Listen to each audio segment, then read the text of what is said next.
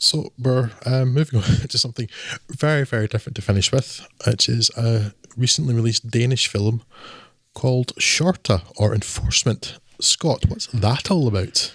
Yes, the inciting incident in Shorta is the Danish police's arrest of one Talib Ben Hassi a few days ago that sees the 19-year-old hospitalised after being held in a chokehold. The two arresting officers are placed on administrative leave while the other copper present, Simon Shear's Jens Hoyer, has just returned after a few days on the sick. Internal Affairs would like a word with him, but with tensions running high in the Arabic community, he's needed on patrol. He's assigned to ride along with Jacob Lohman's Mike Anderson, who is essentially every all cops are bastards trope rolled up into one repugnant lump. Racist, abusive, violence is a first resort, etc., etc. Very much one of those bad apples you hear about. But he's keen to get Jens in line, closing ranks with his police brothers and absolving themselves of any wrongdoing while arresting Ben Hassi.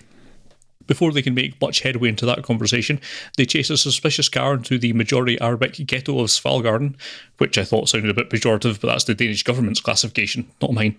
The police had been told not to patrol there today. I think the reason given was because of the plot. But at any rate, they wind up deep in there when news breaks that Ben Hassi has died, kicking off citywide unrest and meaning that when they get targets painted on them by the locals, they need to get out of there on their own. Well, not quite on their own, as it turns out that the kid Mike was trying to arrest on a trumped-up non-offence, Tariq Zayat's Amos Al-Shami, will help him navigate out of an increasingly violent and unpredictable situation. I guess he's one of them good Muslims we hear about.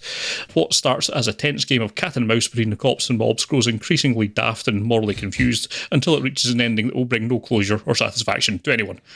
Now, writer-director partnership Frederick Lewis-Hivid and Anders Olm are biting off a lot here and could perhaps have used a few more chewing lessons.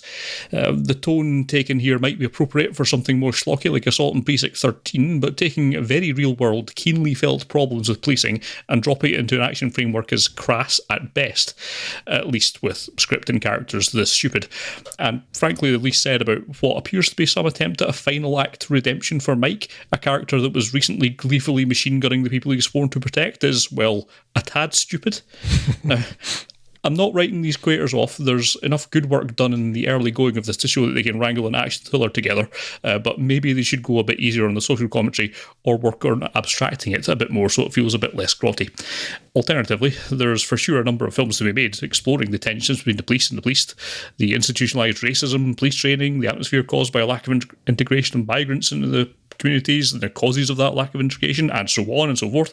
But the avenue for that exploration should not be modelled on Dredd 3D. Watch Dredd instead. Yeah, I was quite disappointed by this. The reason that I watched this is I heard a little bit about it, and there was an interview with the directors on the film programme Radio 4 last week, the week before. And I'd heard a wee bit about it. I thought it sounded quite like Ladj Lee's 2019 film Les Miserables, which is excellent. We talked about that last year, Scott. Would that have been? Right, yeah. That sounds about right, yeah. And it sounded a bit like that. And the actual interview and the film programme mentioned that when she was talking to them. So it's like she was aware that it was similar, and they acknowledged this, the similar ideas there. And I thought, oh, right, this will be quite good then. And for the first 30 minutes, it feels like it's going to be a similar sort of film. Yeah. And then it just gets stupid. Whereas Les Miserables, it's just this fantastic film, and you feel the differences in the cultures and all the things you were saying that this film doesn't do, Les Miserables does. And huge chunks of that are based on real things that happened. Even the lion in Les Miserables was real. The lion cub. And it's again somebody being hurt by the police. In that case it was a kid being hit in the face by a flash grenade, and somebody having caught that on drone camera. And then it's like that film, like the tension is constantly increasing. You always feel like the people are in danger, but it all feels kind of believable. And in Enforcement and Shorta, it's like after 30 minutes, it just basically turn into a series of progressively stupid drama bombs. Yeah. And yeah, like really kind of ham-fisted, well-intentioned no doubt, but really ham-fisted, very basic attempts at the whole, oh look, these brown people are just like us white people, but brown. Yes. Aren't all people like people? And And then it's like there's not a lot of things that make sense there. Like when they've got Amos, the kid they've arrested, it's like, okay, I'll accept that at the beginning Mike felt that he had to arrest him, right?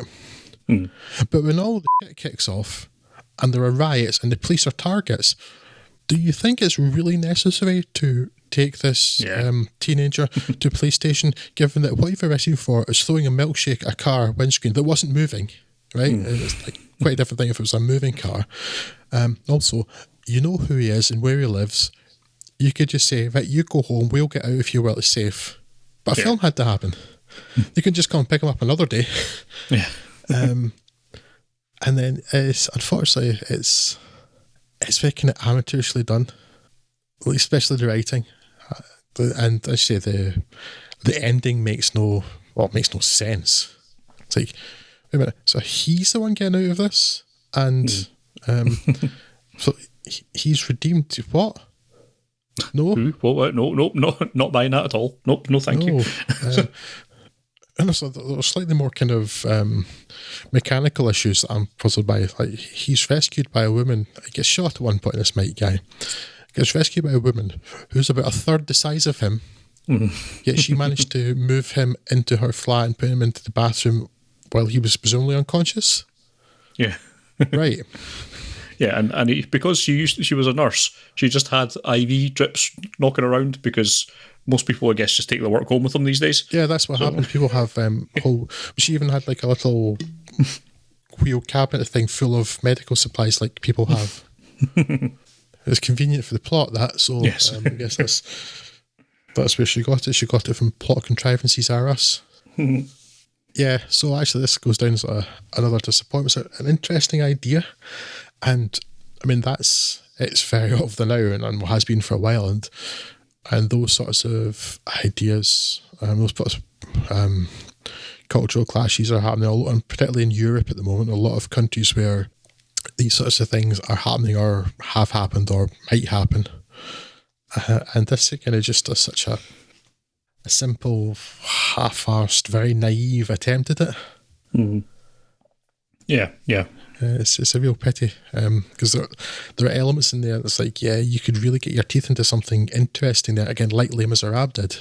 It was such a powerful film. And this one is like, yeah, no. 'Cause it's too contrived. Far, far too contrived, and its social commentary is just so pat. It seems like it's desperately trying to just throw its hands up and be a bit of a centrist dad about it all and go, oh, look, there's good people on both sides and there's bad people on both sides. And it's like, that doesn't really play, given the what you're trying to set up here. And none of that makes any sort of sense. What you're trying to get at with your moralising doesn't fit in with what you wrote. And that's weird because you wrote it. You could make a better case for it and you haven't.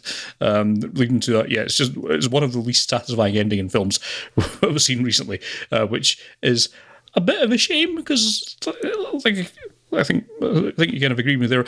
The early going stuff, I think they can make some good films if they can harness their clear talents in that kind of way to get something going. And I think they can keep the tension up, they can direct action stuff. It's just in this context, it's just kind of ill-served by all the framework around it.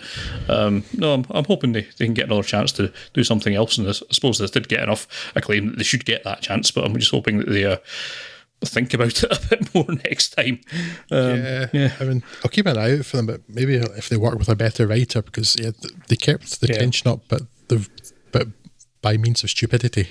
Completely nonsensical things. Like they're acting like they're trapped in this housing estate, but there's maybe like half a dozen people going around it and massive spaces that couldn't just have walked out.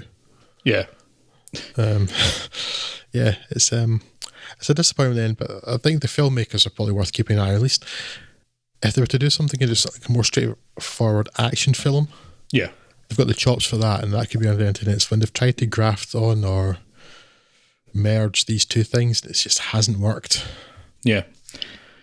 A bit of a shame. One of the more interesting failures, I suppose, in this episode, but still not something I would recommend to anyone. No, it's a pity.